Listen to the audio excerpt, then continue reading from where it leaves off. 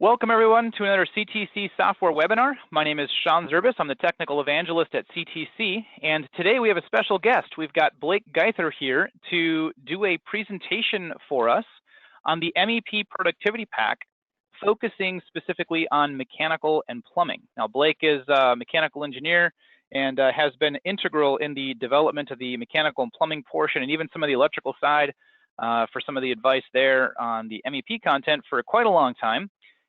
So with no further ado, Blake, I'm going to turn it over to you and let you kind of introduce more about yourself, and let's talk about what the MEPP, the Mechanical Plumbing Productivity Pack, can do for all of our MEP engineers out there. Great. Thanks for the introduction, Sean. Hi, I'm Blake Geither. I turned on my webcam so you guys can see that I've showered today. I've got myself presentable. Hope you're all doing well during more isolated times. Hopefully you're all still finding ways to have fun and spending time with friends and family. I'm a mechanical engineer, professional engineer. I've been in the industry for about 12 to 13 years. I've got a strong background in energy modeling, and I've done some pretty extensive Revit development over the last 7 to 8 years. So I come in front of you today as someone that's kind of been here since the beginning of the development of the pack. I'm aware of all aspects and all decisions that we made throughout our process, and this has definitely been an iterative process, you know, where we've came across some roadblocks that have then opened up down the road when we've been able to do more, specifically related to flow propagation and formulas and lookup tables. So I'm also a user. So I'm a project manager for Gosman and Moore. We're located in Roseville, Minnesota, and so I run projects like many of you, and I also try to stay in touch with production, you know, so we're doing development and then we're also using it day in and day out. So I'm using it heavily, and if you guys got questions, or if there's things that you wonder why we did this, or, you know, what was the reason behind this, those are all areas where I think they're great discussion. I'm not sure exactly our format here for questions and answers. Maybe that'll have to be fielded towards the end. I guess sitting behind me here is Brian Hader. He's helped me a lot on the development side. He's my Dynamo guy. Hopefully all of you guys have someone like that in your office. So really here we're just to talk about the mechanical aspects of the productivity pack and kind of give you an overview. For those that have joined us today that have owned the pack for a handful of years, I don't want to bore you at all. There has been heavy development that's gone on the last, well, since this thing has started. It's never really stopped for me. You know, we get these snapshots where the release is sent to CTC and that gets distributed. But we're always constantly working on stuff, and we always appreciate feedback. So I'm going to try to also talk about the new features, you know, in addition to kind of a full overview of what we can do with the pack here today. So with that said, I'm going to get started, and I'm sure Sean will find a way to get a hold of me if he needs to, or jump into this meeting if we've got to respond to some questions or whatever that may be. So Sean, can you at least tell me, are you guys all seeing my screen on the left-hand side that has the starter project opened? Yes, indeed, sir. And I will jump in if any questions show up that need to be addressed. All right, great. So really what we have with the pack here, guys, is it's a complete organization of the data in the model. That's really what we're focused on. It's all about the data. You know, there's properties and families that need to get tagged, they need to get scheduled, and all of that information can be shown many different ways, you know, with color schemes, with error checks in scheduled values. So really what I want you to take away from today is the productivity pack. It's really all about data at its core. which really revolves around our set of shared parameters that we've developed over the set of years. So just some general overview stuff. Really what we have in the pack, I'm going to start with views here to begin with, is what we know is there's a lot more useful views in a Revit model than what actually goes on a construction drawing. So in a construction drawing, you may have an HVAC plan, as you can see over here. There's a lot of views that we've used and developed over the years that help us get to that final product. And so rather than building things from scratch, we've put a lot there and we've made it easy for you guys to remove what's not needed and get down to what you need for a given project. So to start, the Productivity Pack, it is a starter project. It is a Revit file with actual links brought in. I haven't had the debate on a starter project versus templates in many years. I think that officially is dead. But the reason we use a starter project is because we can have these links here and we can control their visibility settings everywhere. So we have an architectural, structural, and mechanical and electrical placeholder link in these models. And we've turned things on and off already everywhere where we've seen it best for our workflow. And since we're actually working through projects and we're using this day in and day out, I think we got a pretty good handle on what people may want to see here and there. Although we've got plenty of flexibility to update that as you guys need. So by default, this is a 9-story project to begin with. You can see the placeholder links here. And so for each level of a building, we've got lots of views already created for people to use for design. So you can see in the view browser here, project setup, we've kind of set up a place where people need to go to do their coordination reviews, to reload their links and see what they need to see in architectural models like the grids, where you don't want to see the grids in the rest of your project. Usually those are copy monitored. So that's what these views are all about, is already having visibility set up in a way where it's very easy for someone to come and do what they need to do and then get to the other places that'll help them build their construction documents. So project setup is an area where the links are reloaded in. We have a scope box here in the project that many views are already cropped to. So you can see this overall building scope box. So there's lots of views that are already cropped to this one scope box. So all you got to do is move this scope box to where your new architectural link is, and all those views are already going to be associated with those view boundaries. We don't use the scope box in all views, but it is many views. So each level between mechanical, plumbing, fire protection, and electrical, between construction documents, design, ceiling plans, design views, modeling views, working views, there's probably, I don't know, maybe 15 views for every level created. So this model right now has, maybe 150 views in it to begin with, which takes a lot of time to build from scratch if you guys had to do that. So in project setup, that's where those views are. We also have working, what we call working views. They're really modeling views. So working views are really set up for modeling, for remodel workflows where you have to model existing elements. They're also set up for better coordination. So if I open the HVAC plan, you're going to see the links here, and maybe I should really jump over to the sample project to highlight some of the different visibility settings between these views. So maybe at the moment then, I'm just going to touch on the overall grouping of views. So we have modeling views, we have coordination views set up, we have views basically ready to be exported for Navisworks. So all of our Navisworks 3D views are already set up for users. So you do your modeling, you export, and then lots of contractors are still using Navisworks for coordination and collision detection. And then in construction documents is where, so these are the views that will actually end up on a given sheet. These are the views that will get annotated. That's where these views end up, construction documents. Also in construction documents, you'll notice there's ceiling plans, there's lighting ceiling plans, there's 3D views already set up. So all of these really are meant to be views that someone's going to place on a sheet and they're going to annotate. So waste and vent riser diagrams.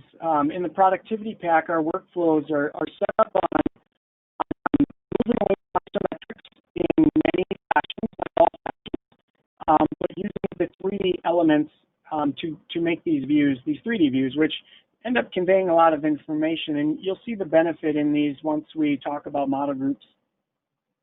And then the last piece of construction documents is details. So we have lots of details to begin with in the productivity pack, which firms can modify. They can incorporate their own. Really, the details are here. My firm uses these details, and I don't have I don't have strong feelings on whether they should or shouldn't be used across firms. They're not industry standard details yet. I would like to actually have that discussion with SMACNA and some other organizations about getting standardized details here. I think that's going to come down the road. But really, it's just here to show the format and organization that we've set up. So if you've got your own details, bring them in here. If there's some details here that you find of benefit, well, then that's one less thing that you'd have to worry about. So in construction documents, then, yeah, details was kind of the last item.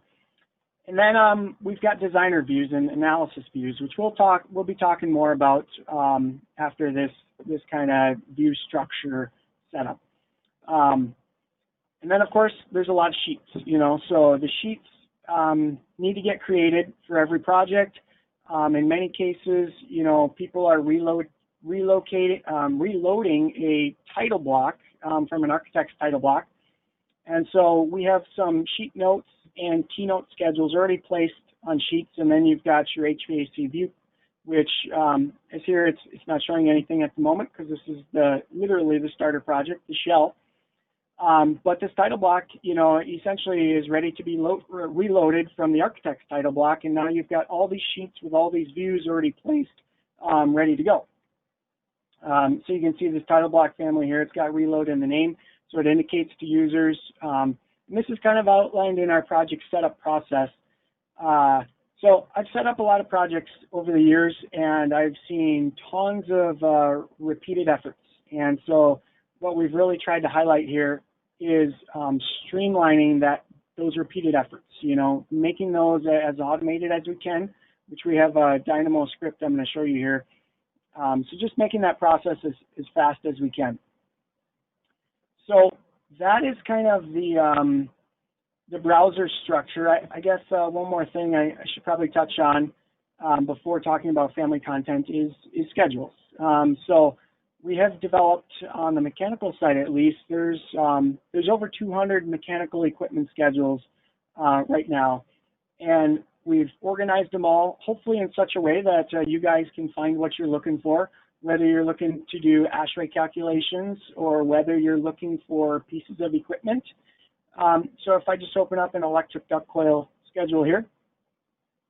So when we talk about standards in the pack, we're trying to have a consistency across everything here.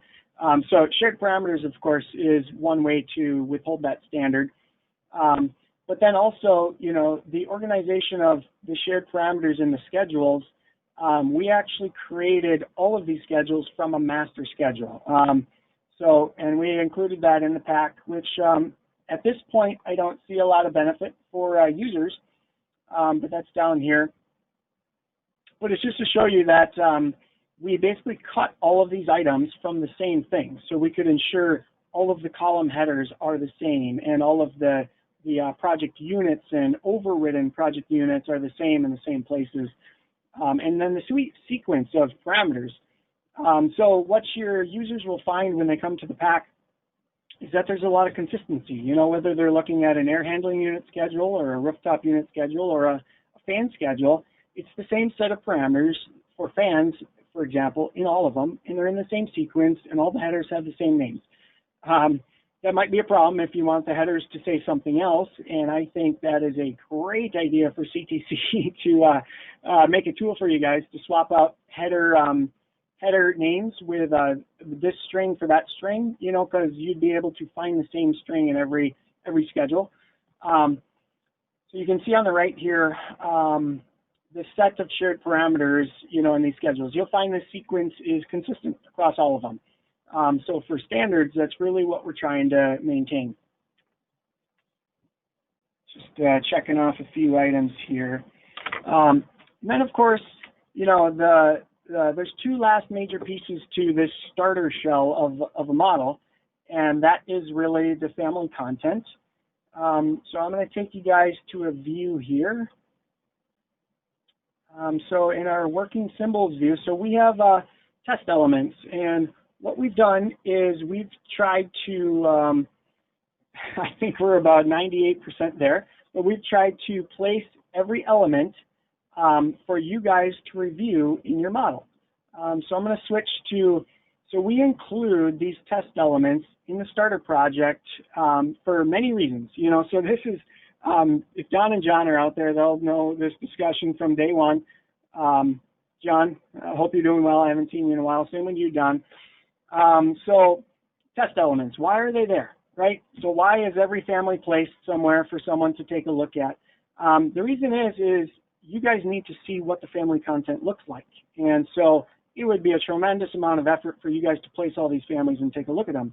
There also is a situation where you may want to change values for families before you roll this out to your firm.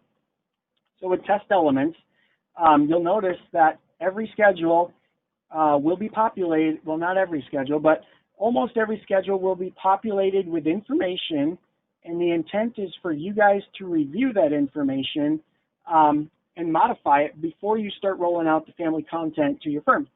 So we're on a plumbing fixture view here. If I went to our schedules and I looked under plumbing, we went to fixtures. So maybe a good situation is go to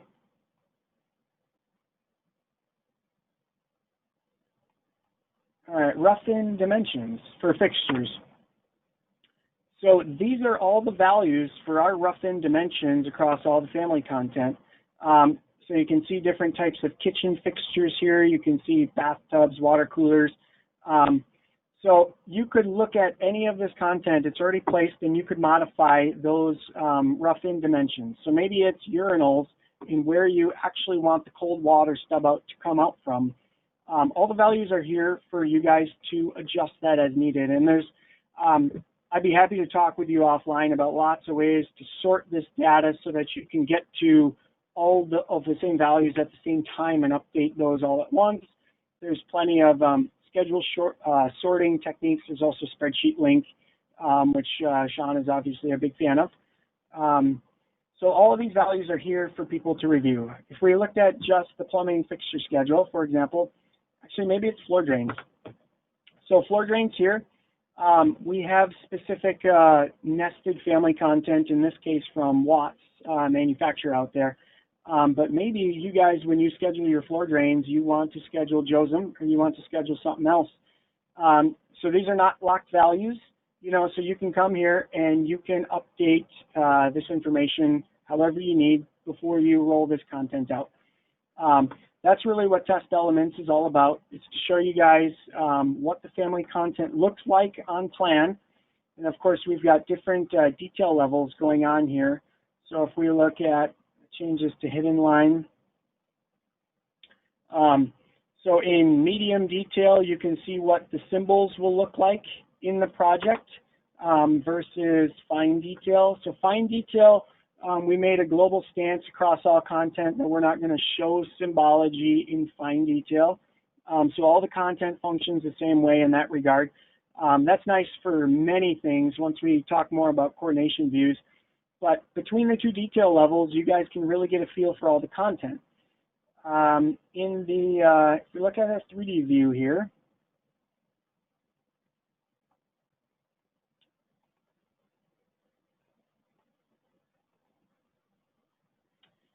So when we first released this productivity pack, we had a few things in here, but nothing like we got today. This has continued to grow as users have requested, hey, do you got family content for this or that? We've added those given items. So this 3D view here will kind of give you a big picture view of what we're trying to accomplish here. There's actually not too many family categories where we have actual nested manufactured content. For mechanical equipment, what we've done is we've made our own family content, and we have essentially built that to a manufacturer's spec. So we've built out types based upon a manufacturer and a model number, and we've built out the geometry to fit that. Can I promise that everything is exactly accurate? Unfortunately not. I think it's pretty close. I've used pretty much all of it across my projects. But you'll see that the intent here is to give users real, the OTB content from Autodesk. It really didn't really resemble industry standard equipment to begin with, and so you couldn't really use it. And so the goal here was to give people legitimate content, that they could know and trust, and then they could flex, fully flexible content that you could make into other model types. And in due time, more and more manufacturers are going to be represented in this concept. These universal families that fit manufactured geometry, and they're fully flexible to be something slightly different if need be. So we've made a lot of progress on the family content that we've included. Just between each major update and each major release annually and each major update, the point ones, we've been adding lots and lots of things. And across all of my projects, I continue to get requests for different types of family content that we've had to add. For example, the gas-fired radiant heaters, those weren't there in the beginning. The hydronic families we're nearly complete on now, except for a few boiler types we're going to be building out. But between primary and secondary headers, a whole bunch of tank families and air separators, and then even things like furnaces and economizer mixing boxes. These eventually will be built into a model group. We're not quite there yet, but all of this stuff has been expanding. Here's some of the new pump lines that we've added based upon Bell and Gossett content. So that is really the purpose of test elements.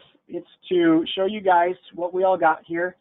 Air terminals, we have nested manufactured geometry from Titus. We did that to show a higher level of detail, which architects were looking for renderings and different VR experiences and things like that.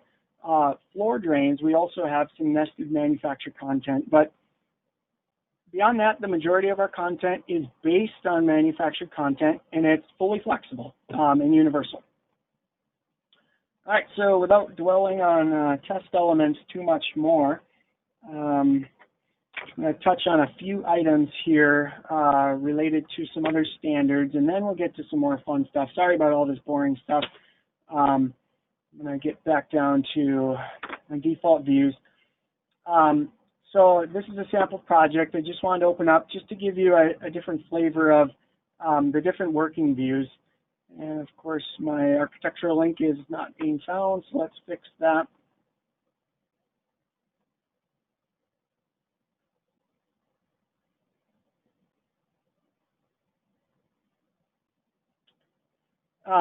So what I'm going to talk about next is view templates and filters.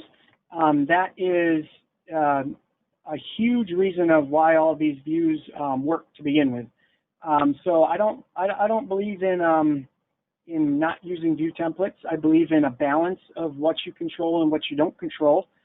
There's definitely things that should be consistently controlled visibility-wise, like on all the HVAC plans, for example.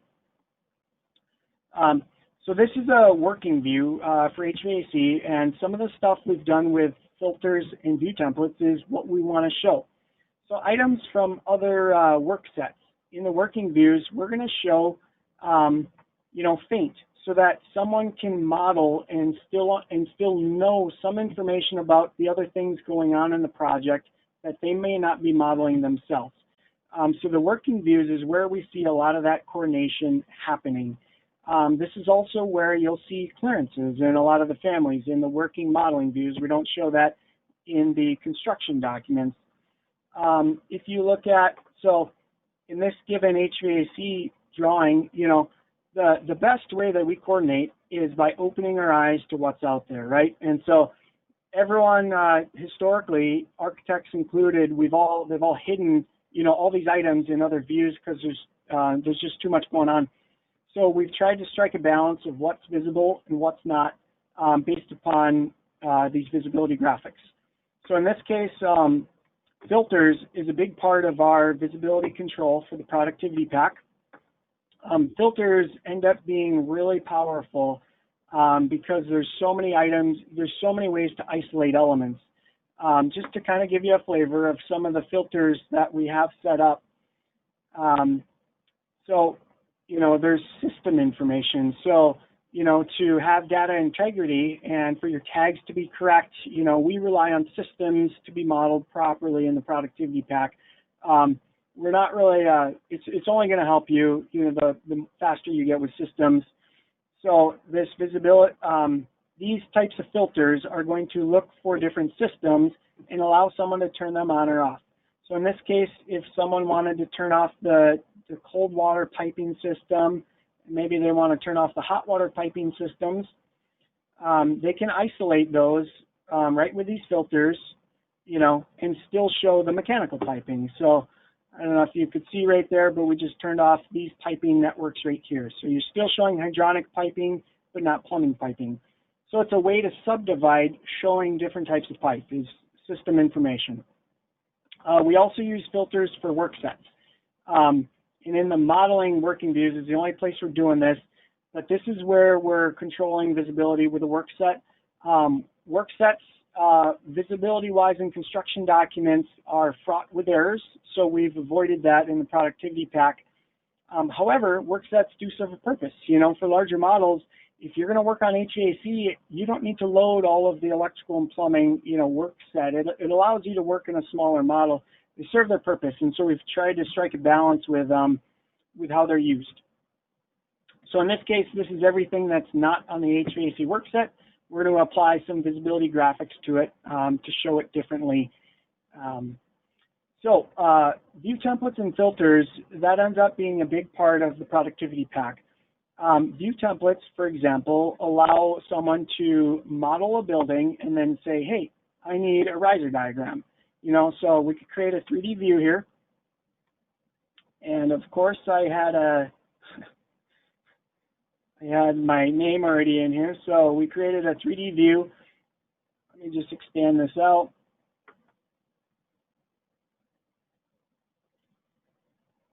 So we've got this view of a project.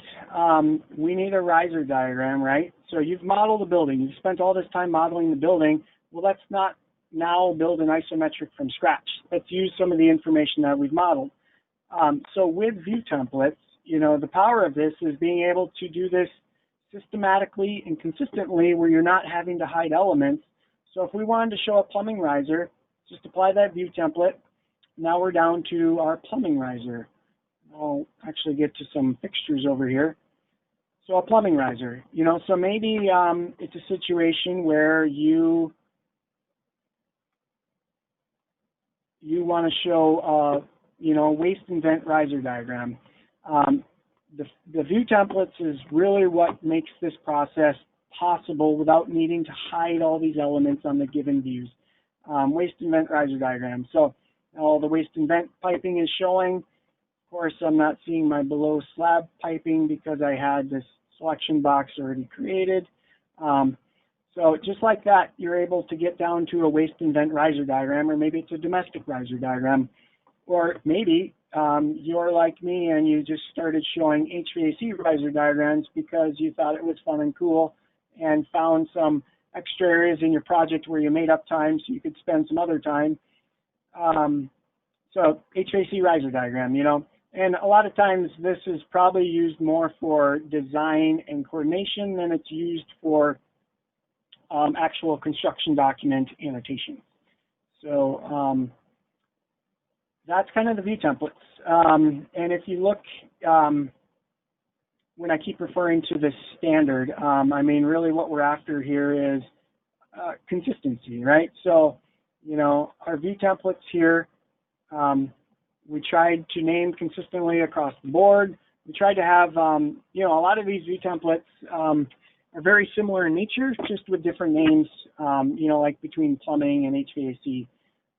So consistency here, and then of course all the filters are going to have that same level of organization. So expanding this out. The names are still a little bit long in some of these. I apologize about that, but you know, we tried to be clear about what the filters are doing, whether you're looking against a system, system classification, whether you're looking for different types of equipment or work sets. So that's, I guess, what I got to say about filters. All right, so we're about halfway through, and I swear we're going to get to the fun stuff now. So my last piece about standards, which is specific to the 0.1 release, is the symbols that we've included in the pack. So what I have here, let's see the best place to do this.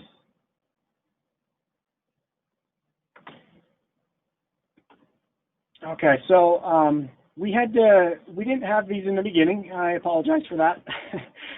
Many people have been asking for symbols in a symbol standard.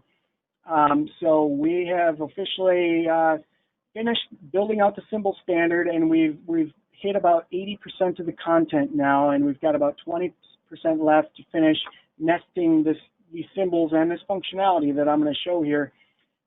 But this is meant to connect the dots in a lot of ways, because for one, it allows you to show symbology when there's not actual geometry available for a given family. So like a particular valve, I've got a workflow where you can show that symbol very simply using the same valve family that actually has the 3D content. And then it's just going to provide the same consistency across all the families for how the symbols are viewed, visibility-wise, and everything like that. So this is a sheet that we'll be shipping with the 0.1 release, which is now done. I still owe Sean my list of revisions, and then CTC will have some time to package that up and send that out. So I just wanted you guys to know it's more or less done, and it'll be ready for download in the near future. But these given symbols, they were created from a configurator. I've made lots of different types of configurators, but this is meant to basically show all the different options that someone can have for symbols. So for example, how this was meant to work is these given families, if you had your own symbol for a three-way manual valve, you could load that into this family, and you could then choose that in this type selector. You could say, hey, I want to use my placeholder symbol and whatever that is, and then you don't even have to worry about how this symbol currently looks. So it's a real easy way for you guys to take your symbols currently, put them in a place, and then have them controlled and with the same visibility settings as all the rest of the symbols. By the way, our symbols were based upon the U.S. National CAD standard. This is used by the U.S. Army Corps of Engineers. So if you guys are on the call, hopefully you're seeing this, because this is going to save you a massive effort having these already built out in place. And then at the end of the day, here in the United States, and even in Canada, I've learned a lot of these symbols are really close. You know, and if you got variations, you'll have ways to modify them. So the way that we built these symbols was based upon a set of checkboxes. So it allowed users to choose any set of checkboxes they want. So if you didn't have a left triangle, if you wanted a left tick and a left center line, we wanted this to be able to be set up to show symbols however you guys want to show them. So these are fully flexible symbols, You can edit the length, width, and height. They're pretty much all 32nd in tick size dimension across the board. But if you guys need to modify them, I wanted to give you guys an ability to do that. Whatever it may be, there's a set of checkboxes here. This will be outlined in the user manual. It's not yet today, but it will be. And you've got a set of checkboxes here to choose whatever you want. So maybe a common situation is you may have a thermostat, right? Let's talk about thermostats. These are on the mechanical world. These are really common and always different, it seems like, on everyone's drawings. So if you had a temperature sensor thermostat and you're like, well, we don't like circles, Blake. We show squares with our thermostats. The whole intent here was to be able to just open up this type, scroll down to the head options. So symbol head, we're going to say not is circle. We're going to say symbol head is a rectangle. And I have to edit my dimensions now for the rectangle, unfortunately. So the symbol diameter was 3/16. Let's say the symbol head is 3/16. Width by height. So the intent was for it to be that easy for a firm to take these symbols and make them their own, without having to nest your own stuff. So these are fully flexible. These characters are also editable, and they can be tied to parameters, which we've done in the family content to make your symbols actually smarter. So hopefully you find use for these, and they'll benefit you. A couple different workflows with symbols, since I'm talking about it. Let's go to a plumbing plan. So I'm going to go down to a plumbing plan here. So we've got some floor drains here. Let's go to thin line. People comment all the time on thick lines. They're like, Blake, gosh, you're modeling in thick lines. And I say, well, it's for presenting so you can see it better, but we'll go to thin lines. So floor drains. So we have a couple different options when someone ends up placing a floor drain. So let's search for a floor drain here.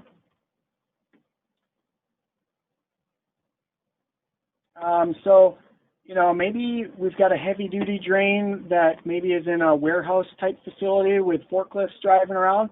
Maybe this is just a more typical floor drain that you're going to have on most of your vertical construction projects. So with the symbols, and of course, I'll switch my work set here.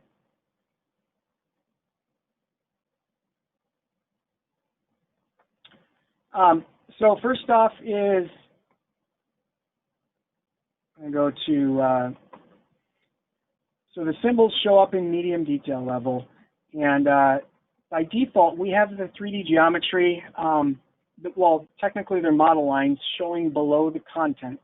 The reason is so if you guys have situations where you need to turn off a symbol because it's too big, it's blocking other content, you still, at an instance level, can turn off anything you want.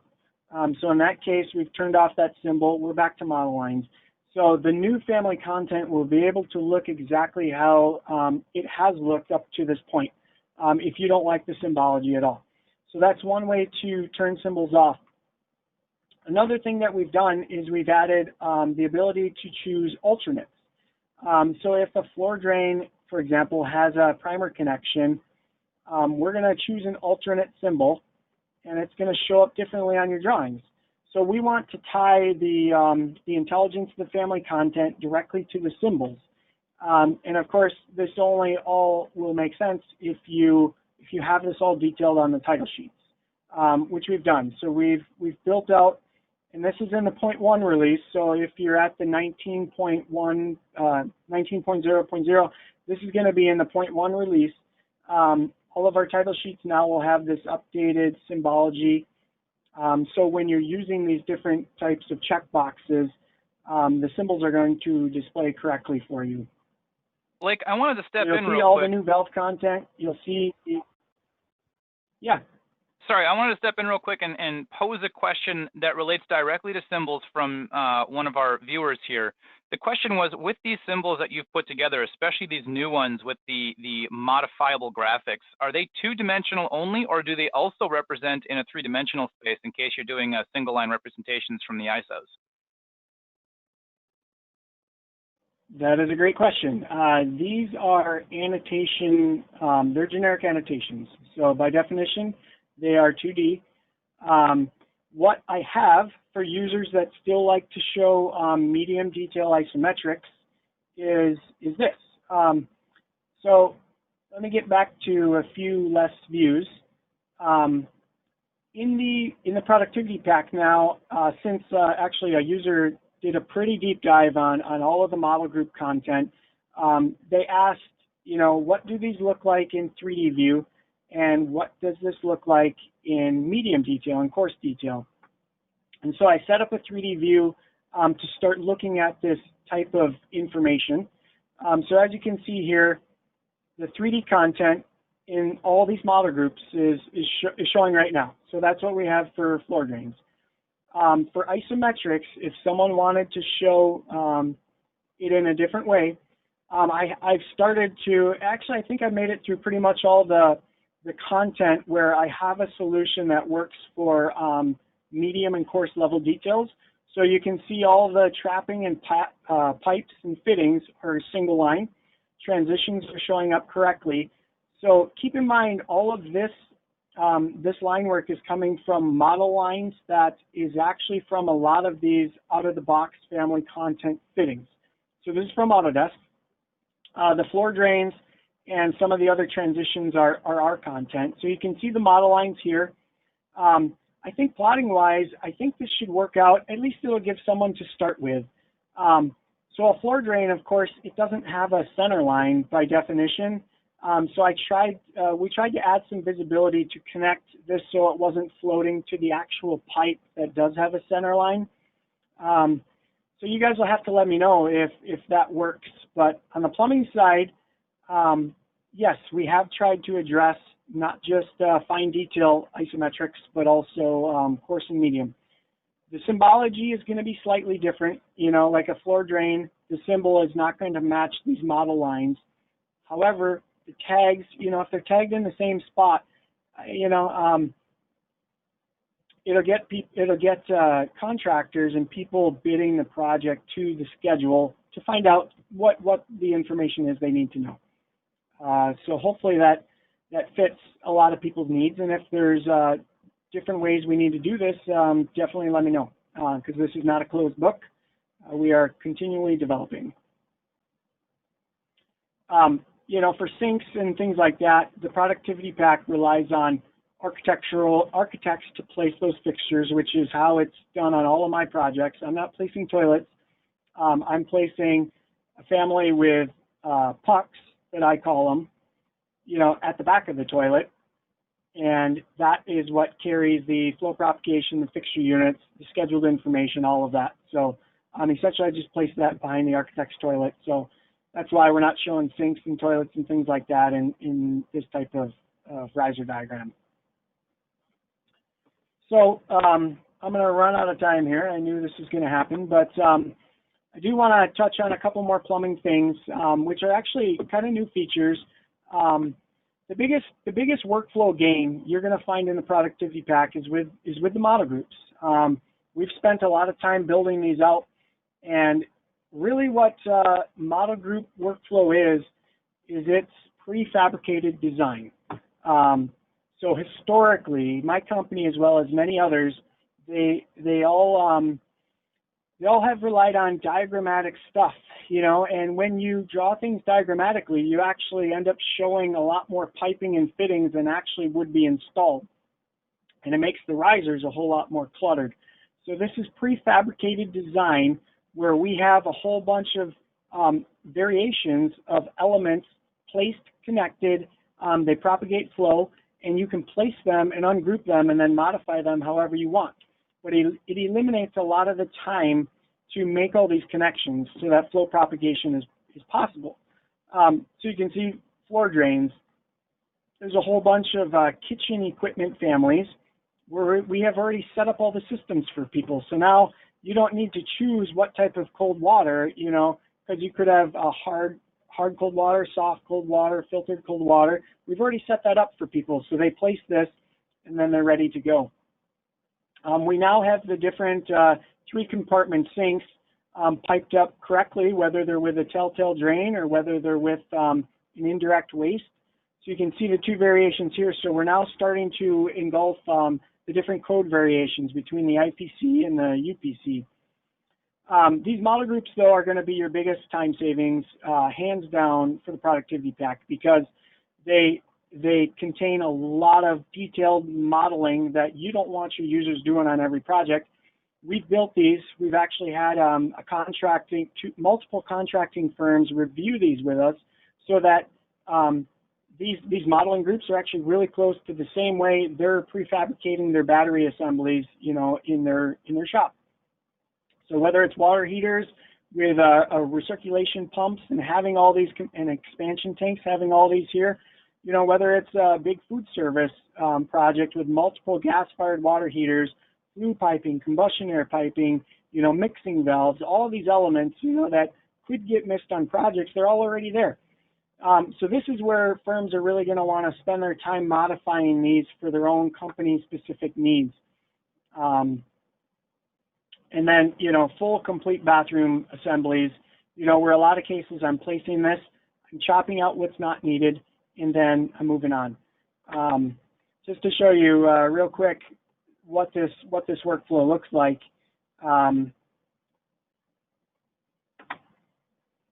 right, so I'm in a, well, I should go back to my sample project so you have a background to look at. So, you know, we got a building here. We've got some fixtures. The way this is meant to work is someone's meant to be able to place a model group. So let's say I was going to try to place a full bathroom assembly. So a whole bunch of fixtures, some lavatories, some water closets, some urinals. You know, the intent is to be able to place that, have a whole bunch of connections already made, and then go back to our typical view template settings. And then at this point, you could go to your construction documents and you could attach a tag, an annotation group if you'd like. I'll do it in this view, but, you know, fully recognizing this isn't the view that's plotted, so attaching tags here probably doesn't serve you much benefit. And then at this point, you would ungroup. And at this point, you would modify this however you needed to modify it, you know. So if you had some extra water closets, the intent here is to be able to chop stuff out that you don't have and you don't want, remake your connections, and all of your systems are going to propagate flow. You're able to tag and schedule all these elements, you know, real easily. So once you modify these, once you ungroup these prefabricated design groups, you would then move these around as you need. You know, and you can see we've got fixture units now on this sanitary waste line leaving this bathroom group. We can use that for sizing. You know, California code, they like to see the fixture units tagged on the drawings. It's right here. You know, so we've tried to set this up so we're getting rid of text on drawings. You're able to use the information in the model. We understand it takes a lot of time to model all this detail, so we've done it for you. And then we now have started our foray into the mechanical piping groups. We've got a whole world of modeling groups on the mechanical piping side that we'll be rolling out with the next full release. We've got a handful of versions right now. If we look back at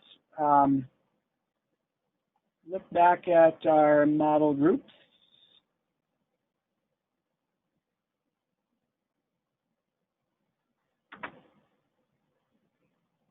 so I've got one sized boiler plant built out at the moment with many more to come. But as you can see, there's a lot of connections that happen in a mechanical room between the primary and secondary pumping systems, expansion tank, glycol makeup units, primary, secondary headers. So all these elements, the moment you place this, you're populating, you know, 6-7 schedules right off the fly which then you can modify these elements as you need to. So that's the modeling groups there. Oh boy, man. This is tough, Sean. There's too much stuff to talk about in 1 hour, but so Blake, there's a couple more things I want to touch on. Yeah. So technically, this is intended to go 1 hour. However, this is a recorded session, so if you need a bit more time, we can go a little long, and users who have to jet, we understand. And as long as you've got time, we can go a little bit long today. All right, let's plan on that then. So we talked about flow propagation. We really have tried to take that to the 9th degree in the productivity pack. Let's see this. I'm going to go back to my sample project here. There's a lot of systems that we have flow propagation set up for across all the domestic side, the plumbing side. Talk about waste and vent here for the moment. So, so say someone, you know, it's a California project, that jurisdiction wants to see fixture units, you know, everywhere.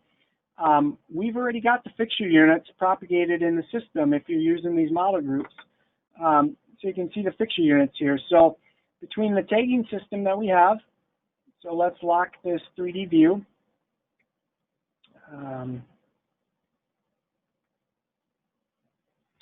All right, so I haven't really touched on the tags yet. The tags are meant to make this process really fast for you.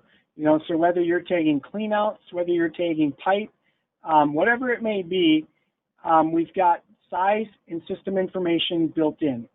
You can see there is, yeah, so this is kind of set up for a remodel workflow where if you had existing elements, you're able to use the same tag between the new and existing elements. So if this given section of piping was modeled on the existing construction, you would see visibility-wise, it would come up faint, which is a part of the view template visibility settings. And then we have some schedules that essentially look at all the elements, and they'll add characters to the front of tags or remove them based upon phase. So for remodel workflows, we have these phase symbol schedules. In the new construction phase, if you don't want any items with parenthesis E, you would delete that character. And this was here because I was testing some things earlier. Your project won't have these parenthesis E to begin with. Usually that's added to all the existing elements. But the purpose here is you're able to use the same tags for both phases, which is really cool. I've seen lots of ways where people do tagging for remodel workflows, and I haven't, you know, this system where you're using the same tags, I think is going to be really easy for your users. Where I connect to existing, I would typically be putting on a tag here at that fitting, and this is looking for description at the moment, but really it's usually this connect to existing. So now wherever you have points where you're tying together existing and new information, you know, you're able to tag that really easily. So we're getting away from all these floating symbols. You know, we want the symbol to be tied to the family, to the tag, so that as elements move, that information will update. And then I mentioned flow propagation. So let's say that you have a California project and you need to show fixture units. So the intent here is that someone could select all instances of a given tag type, and you could say, hey, I need to show, find it here, fixture units. Of course, that's great. I got a disconnect in here. Right about at this point, you can see where I went from 50 to 0. So I have a connection there to make, but you get the point here is that we're not manually adding this stuff. You know, we're going to spend our time to model it properly so that the connections work out and so that you can have fixture units throughout your project. So we actually have a workflow for vent in the same way. So if we need to tag fixture units on the vent piping, we have a workflow that enables that, which currently Autodesk does not support. So I have some inroads there, and I'm going to get that fixed for you guys. So right now our vent system is a sanitary system class, and that's how we're doing that. We're not using the vent system class, but you know, either way, whether we're talking domestic flow or mechanical piping flow or waste and vent flow, we've got that set up for users using the Productivity Pack. One other little workflow with flow propagation that we have is related to gas piping. So if I look at our model here, maybe I'm just going to create a new 3D view for a moment. And I'm going to give this one a name so I can officially create a new view.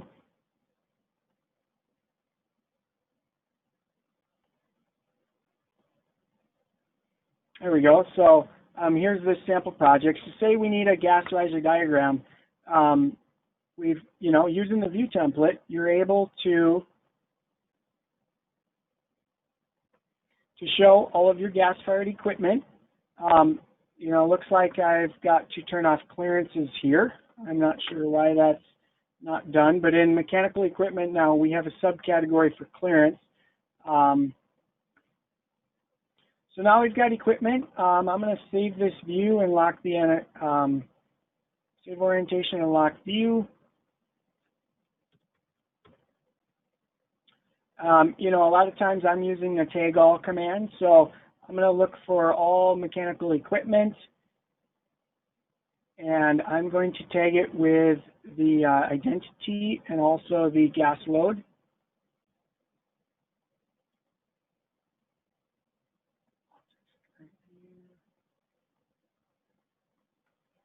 Let's try that again.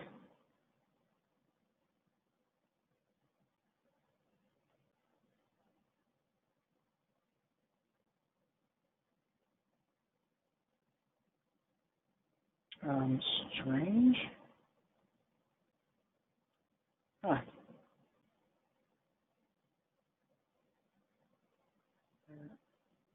Yep, technical difficulties. That's what that is. Okay. That's typically how these things go.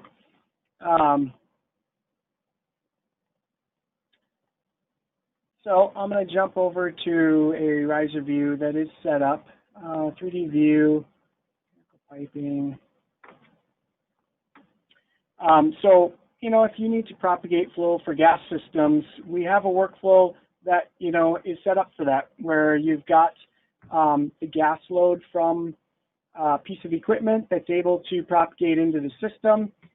These given rooftop units, they have the different heating loads built in from the performance tables. So if a user was to check a box for a different gas load on this given piece of equipment, so you'll see all the values change. You'll see flow propagation actually update. What we're getting at here is we want intelligent information in the model that we can use to size things. So this given rooftop unit is doing lots of calculations and for leaving air temps based upon that heating load. And so that is also what's at the connector for the gas system. And we're using that information. We've got kind of a workaround to get around Autodesk's current limitation with flow propagation on gas systems. So, oh boy. So just leaving the plumbing section, we've added fixture unit tables now for all three codes, and now users are able to check a box for which fixture unit values they want. So this is a new item for point 1. If you look at the mechanical design schedules for plumbing, under design you'll see the code selections here. So if I look at the drainage calculations here, I just open that schedule up. Users now are able to check a box between UPC and IPC and the National Plumbing Code of Canada to change fixture unit values based upon those different tables from the codes. So that functionality is now built in. All right, so this also is one of the design schedules that is built into the Productivity Pack, where there's lots of formulas. You know, you need to have a way to review how those formulas are determined. And so these design schedules are set up for that, where users can see, oh, okay, here's where I've got inputs that I can change values. Here's where I can override certain things.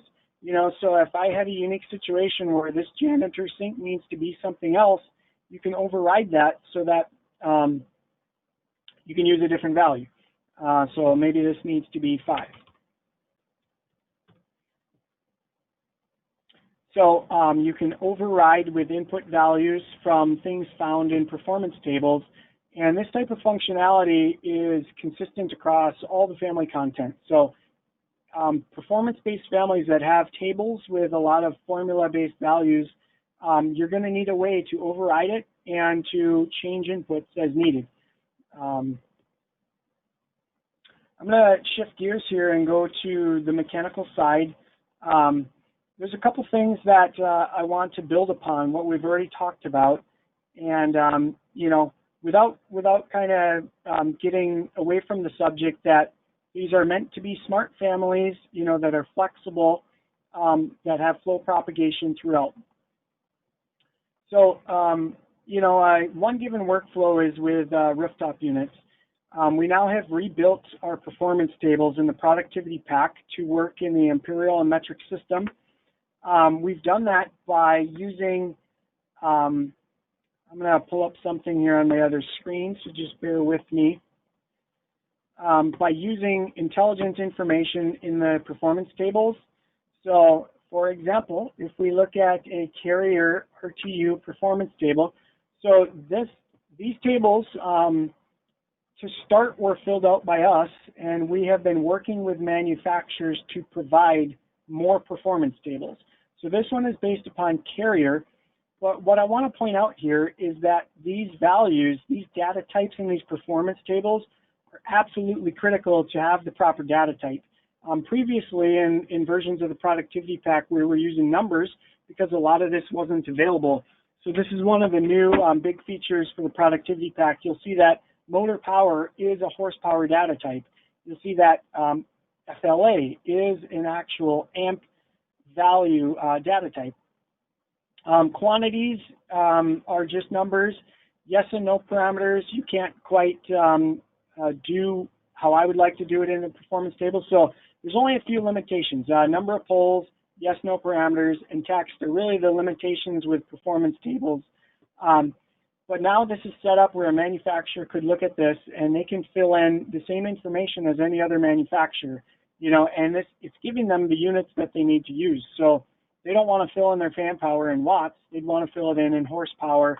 And then all of the formulas and these families are now able to do dual purpose where they work in the metric and the imperial system.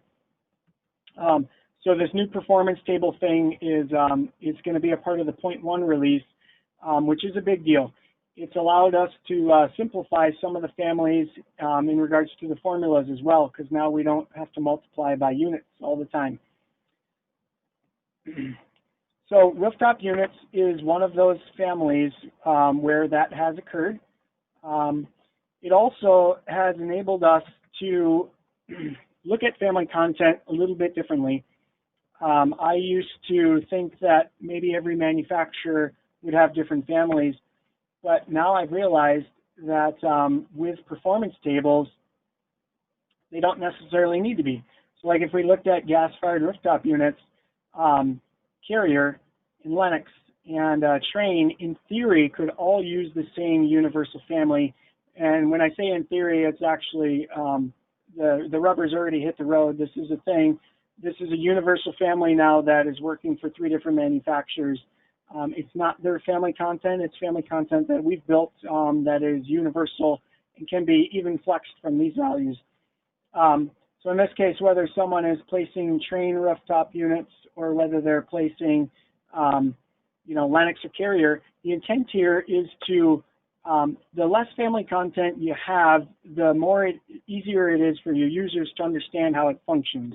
So now it's just a different performance table based upon what someone needs for a given project. Change this to HVAC. So yes, whether this is Trane or Lennox or Carrier, right now they're all built into one. We have some York units being built currently. And as users request this, we add it. So if there's something you need, just speak up and let us know. I don't intend on users having a list of 30 types for mechanical equipment for rooftop units in a given project. I really see them as just loading in the types that they would need for a given project and having one family be able to do a lot more. So mechanical equipment here. Yeah, so I guess, Sean, I officially see I've exceeded the time limit. If there's people that have to jump off, I really appreciate your time, and I appreciate all feedback that you would give, good or bad, upon what you've seen or what you want to see.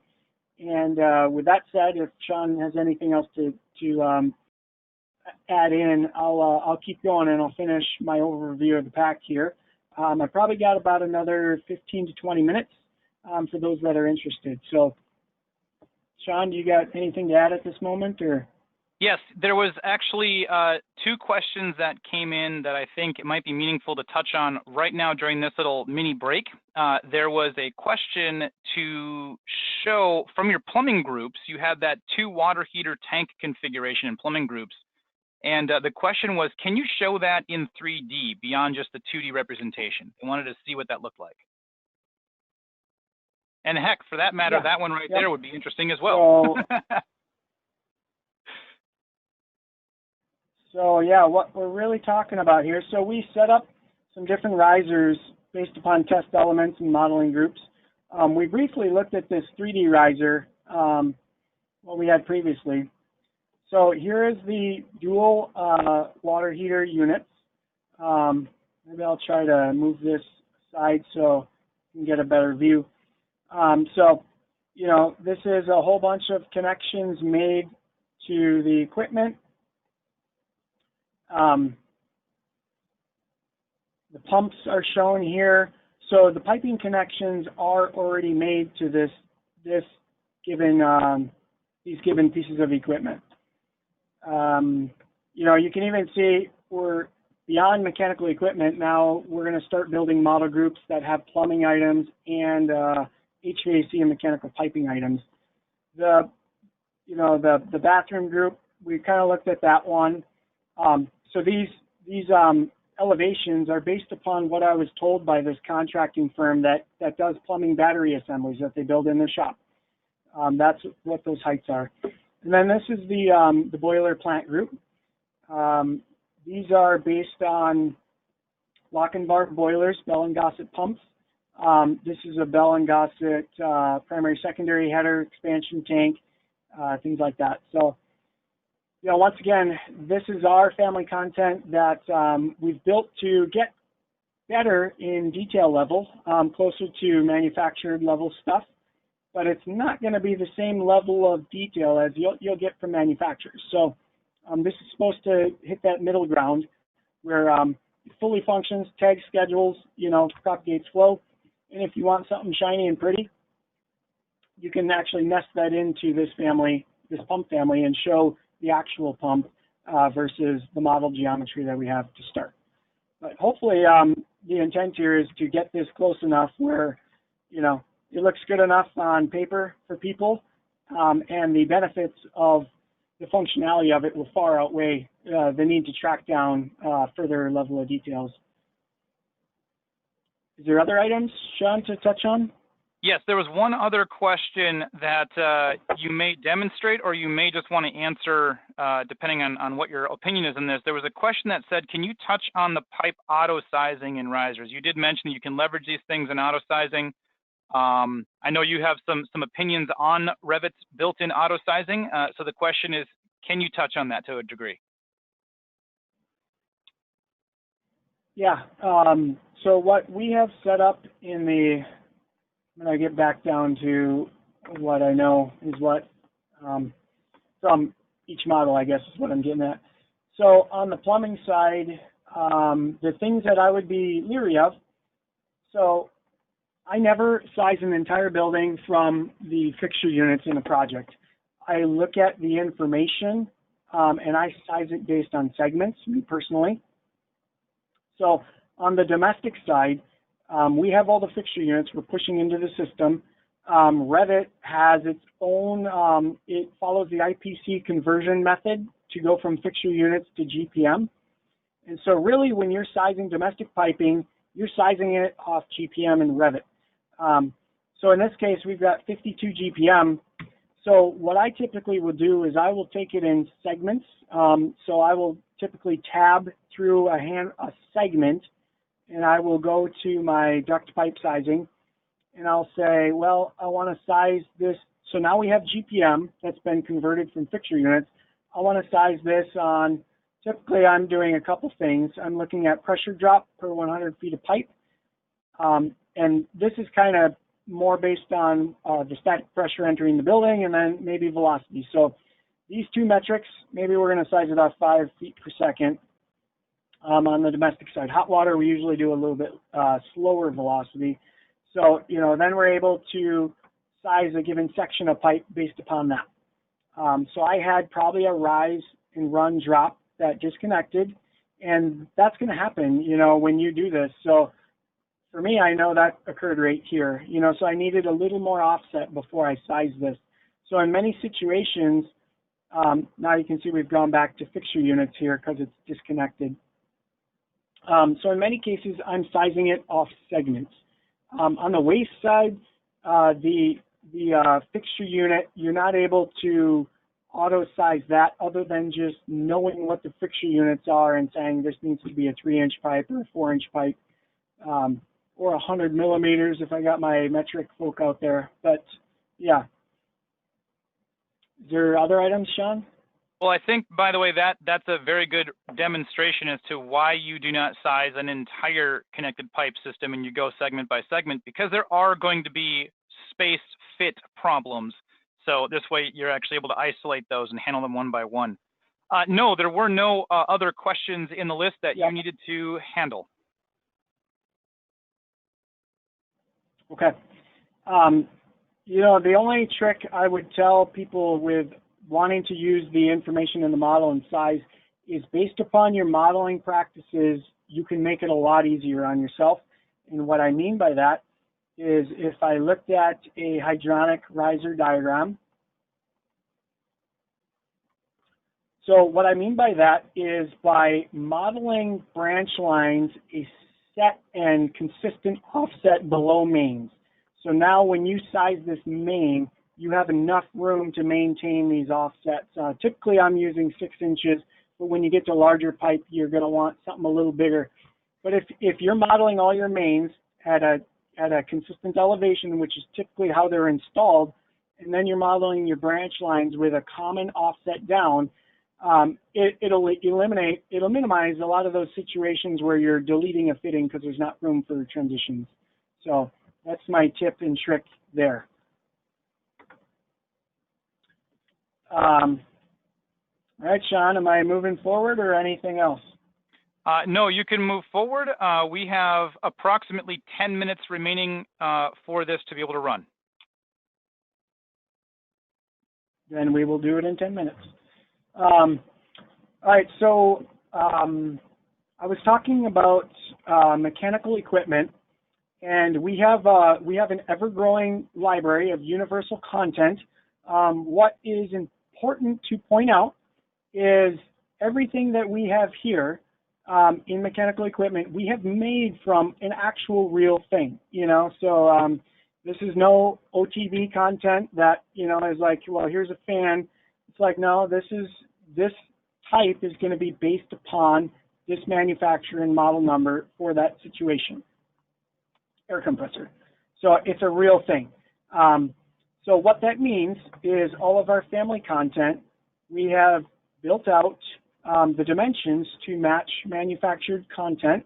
So between length, width, and height, users are able to flex these values to be able to do what they want with this given family. For this air compressor, for example, all of the connections have the same functionality. So I only need to show this once. All right, so all of the connections, once again, follow this same process. So once you learn one, you know them all. It's the same process. So an electrical connection here. Right now, it's on the left face, and it has a given size. If this needed to change, you would come into the type values here. Typically, these are type values, and unless we're in performance-based families, which we definitely have, you can change the face of that connector with a simple pull-down, just like that. You know, so that's super easy. You can change the size of it. You can do anything like that. That type of flexibility is really what we've strived for across our content. So we want it to be real. We want it to represent an actual manufacturer. And then we want you to be able to turn it into the next best thing that you need it to be. So everything has a set of references. I'll just kind of zoom in here. So this given piece of equipment, maybe I should, debating if I want to do this here or there. Just do it here. So this, we're going to look at this electrical connector for a moment.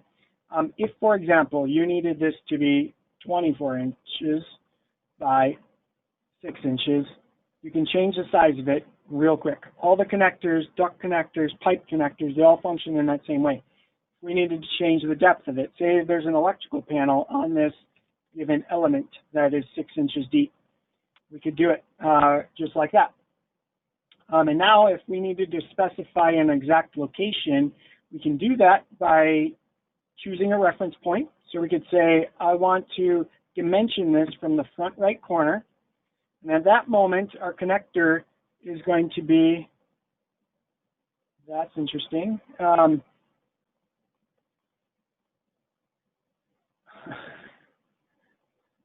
going to test something here.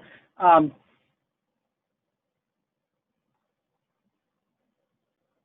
going to check something here. I may have found a bug in a family.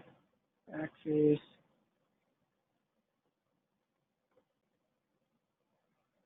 Okay, so that is our outlet duct connector. You would choose a reference point to dimension something from, and then you would give it a reference. So if we were going to reference this from the front right corner, we now are dimensioning this duct connection from this spot in this location. So we could say this needs to be precisely minus, 9 inches to the left, and maybe we want to specify a precise height. So maybe this needs to be exactly 2 feet above the ground. You hit apply, and now you can move that connector anywhere where you want. Wow, look at that, Brian. I think I picked a bad family to demonstrate this on. I see a bug in this family. And that happens. Sorry, I just had to show that. So these connectors are able to be moved around. I want to show you what's going on in these families here. So if we look at, let's just look at a,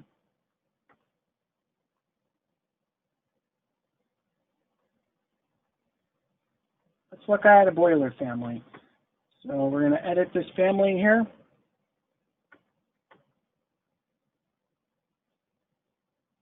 So you can see the connections on the equipment, the electrical connector, the duct connectors, the pipe connectors back here. So as someone edits this information, so let's look at the heating water connections.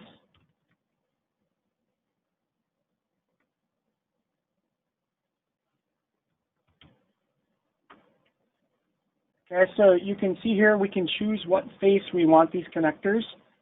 So say, for example, we needed these boiler connections on the right face. So just by choosing right face, we can now move these connections from this side to this side of the face.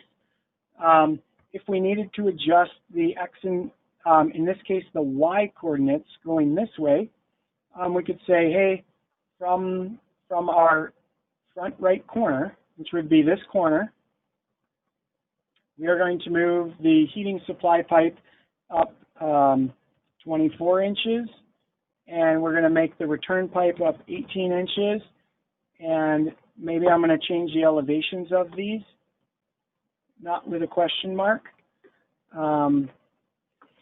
So now you can place these connections anywhere where you want in a given project for a given family type. Across mechanical equipment, that's the intent here, is that this is really universal, and that you can put these connections where you want them to actually make the connection. So all mechanical equipment functions in that same regard. What we have now for new items for the version of the pack for the 0.1 release is we have built out, I think I'm on my last iteration of this configurator, and I think I finally have it usable. So there's a couple cool things that this enables, and you won't find this anywhere else in anyone else's content. So we have the latest version of the ARM family here. This ARM is what's moving all those connections around. We then have a part that is associated to a given ARM. So these are what are moving the connections all around families. We have a whole bunch of parts built out, whether they're duct flanges, whether they're hoods, whether they are equipment boxes versus rounded boxes. So in this case, the given box for the geometry, we are able to modify that now in the project. So the equipment now has a value that allows you to control that parameter, and that is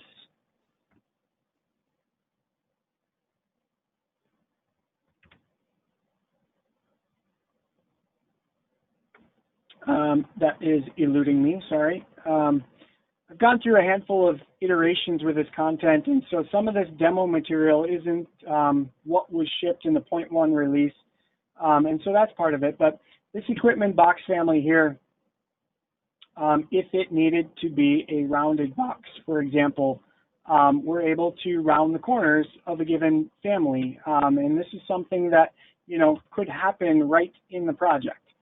So if you needed to show some radiuses on a given family, you can do that really easily. All of these connections right now, they're all hosted to something that moves everything. So this little guy is what moves everything around. It's what allows us to do inline pumps vertically, horizontally, upside down, however you want them. But if this given family moves, everything in this family will move with it. So it's kind of a magical piece that's got a whole bunch of hidden secrets in it. Hopefully you guys find use with it, you know, with the flexibility that's here. What we're trying to do is limit the need to go and search for more iterations of content and be able to use this and do what you want with it. I guess maybe the last piece I will touch on. I'm going to get back to, so there is situations where there is going to be content that we don't have. And so that configurator was kind of more of a developer tool than it was for end users. And so what we've included now in the pack is a simpler version of the configurator.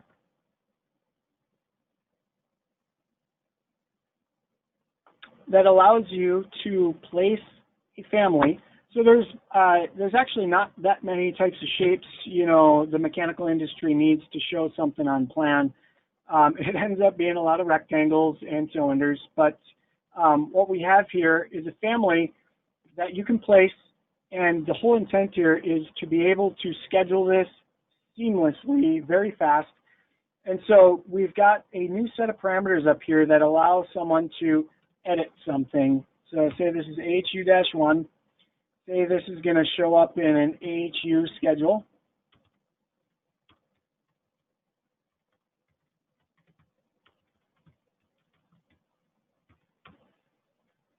And let's give it a shape. So say, say this is a rounded box, or say you actually need this to be a cylinder, or say you need it to be a tank. So the whole intent here is that you can very quickly get something on the drawing. So that is a tank, it's just vertical. We did a tank sideways, you'd see that. So the intent here is to be able to get something real easily on the drawings, flex a couple parameters, so say this is a placeholder, we need it to be 3 feet wide by 9 feet long, and then by 5 feet tall. So you can place it, you can tag it, and then you can schedule it with very little work at all. And that's all based upon, the consistent set of shared parameters that's used across all the family content. So I got, I wasn't able to pull this up earlier. We have a user manual that's been built out for all of this functionality. I would say that we've spent a lot of effort in this user manual making videos and making language to describe these different workflows. But really, I think this is going to go through a major rewrite here with the next full release, where we're going to go to a web-based version of this, which will be easier for us to update and easier for you to get to the latest version. So I'm not going to dwell on this too much because I think it's going to go through some more iterations. But either way, there is a lot of information here to help you guys get familiar with how the content functions.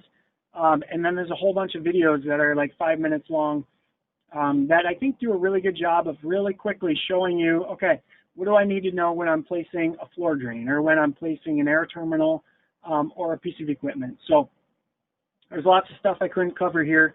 The rest of all of that is going to be in this user manual. So hopefully you would end up finding use. And with that, Sean, I guess that's what I got to say. Well, Blake, thank you so much for the time that you've given us today. We really appreciate it. And thank all of you who came to our webinar, and even those of you who stuck around to the very end of this. It's always more fun for us when you're here live at the presentation, able to interact with us and ask questions. Certainly, this webinar was recorded. It will be up on our YouTube channel under the MEP Productivity Pack playlist in the not too distant future. So feel free to share this with the rest of your team members, or perhaps those who had to drop off a little early. So with that, thank you again. And Blake, thank you.